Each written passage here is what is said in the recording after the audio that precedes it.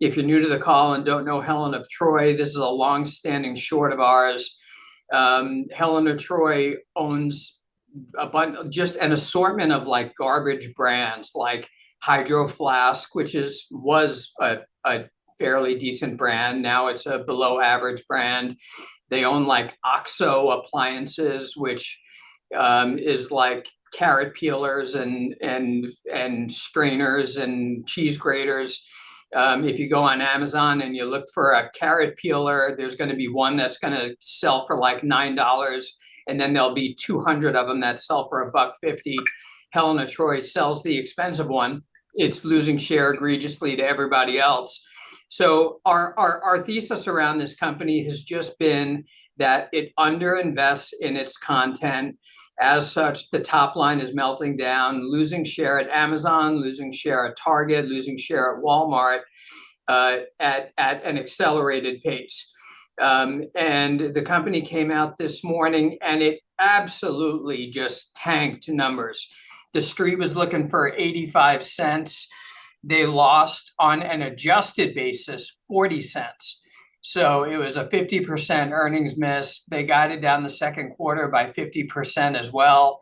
The GAAP earnings number, which I care a lot more about, was actually a loss of $20 a share because they had about an $18 impairment of goodwill.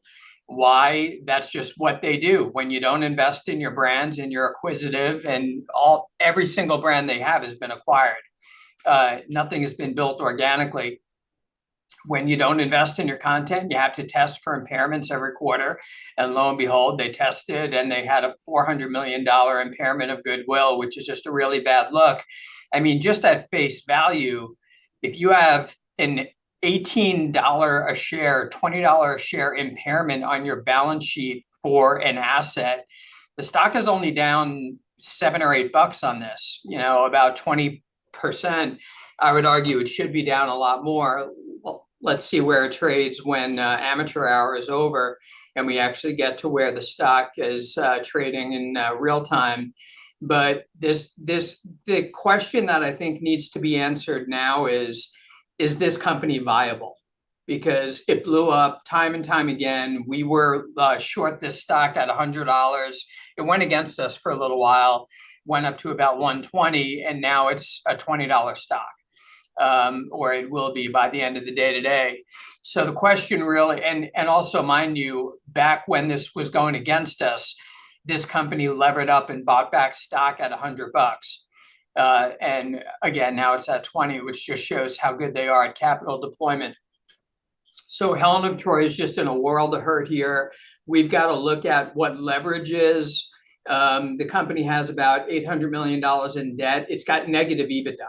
So, I mean, its leverage is infinite. If you want to give it like a normalized sort of EBITDA level, if such a thing exists, maybe it's about 4 or 5 times levered.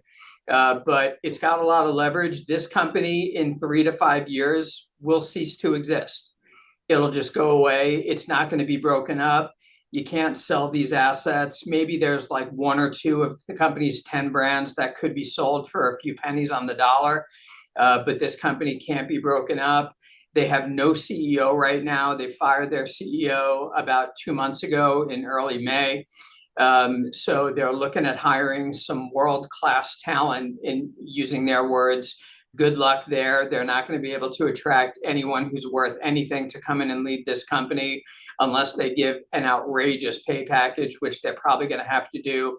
So I think, look, Kevin, I think this is a name, like, I hate to say it's a Perma-Short because there's no such thing as a Perma-Short. We've got risk ranges and we've got signals and we've got certain quarters which will go against us here on this one. But as close as I could get to a Perma-Short, this is really it. Thanks for watching Hedgeye on YouTube. If you haven't already, make sure to click on the button below there. Subscribe to our YouTube page. You can also follow the link in the description to our website to get even more great investing content.